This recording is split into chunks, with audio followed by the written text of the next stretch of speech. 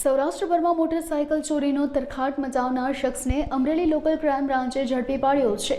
અમરેલી, રાજકોટ, જૂનાગઢ અને બોટાદ સહિતના જુદા જુદા જિલ્લાઓમાં થયેલી 8 બાઇક ચોરીનો ભેદ ઉકેલવામાં એલસીબીને સફળતા મળી છે। એલસીબી પોલીસ ઇન્સ્પેક્ટરની ટીમ બગસરા વિસ્તારમાં પેટ્રોલિંગમાં હતી તે દરમિયાન બાતમીના આધારે શંકાસ્પદ મોટરસાયકલ સાથે એક ઇસમને પકડી પાડવામાં આવ્યો હતો। તેની પૂછપરછ કરતા તેણે રાજુલા, બોટાદ, ગોંડલ અને જૂનાગઢ વિસ્તારમાંથી 8 બાઇકની ચોરી કરી હોવાની કબૂલાત આપી હતી।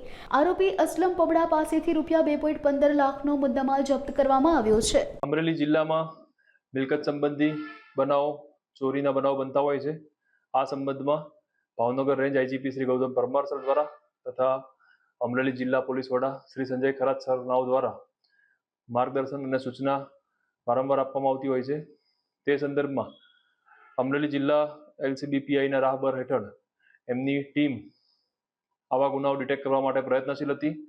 તે દરમિયાન તેમને સ્પષ્ટ બાતમી હકીકત મળેલ કે અસલમભાઈ આમદભાઈ પબડા કે જે બગસરા ખાતે રહે છે અને એમના દ્વારા બાઇકો ચોરી કરવામાં આવતા હોય તેમને પૂછપરછ કરતા તેમને કુલ 8 મોટરસાયકલ બાઇક ચોરી કરેલ, 2 રાજુલા પોલીસ સ્ટેશનમાં ગુના દાખલ થયેલા છે।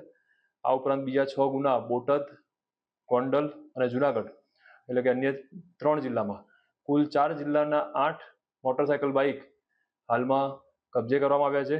આરોપીની ધરપકડ કરવામાં આવી છે અને આગળ તપાસ કાર્યવાહી ચાલુ છે।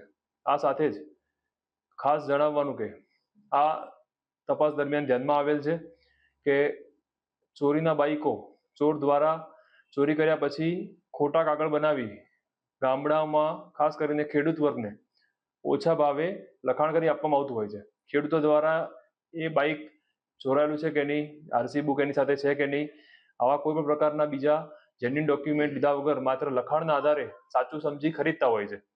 આવો ચોરીનો મુદ્દામાલ રાખવો એ પણ ગુનો બની શકે છે અને આવા સસ્તા લોભ લાલચમાં ખેડૂત વર્ગ કે ગામડાના લોકો બાઇકો ન ખરીદે એના માટે અમરેલી જિલ્લા પોલીસ વતી તમામને વિનંતી છે, એક અપીલ કરવામાં આવે છે અને આવું કોઈ બાઇક વેચનાર કોઈ ધ્યાનમાં આવે તો અમરેલી જિલ્લા પોલીસનું ધ્યાન દોરવા વિનંતી કરવામાં આવે છે।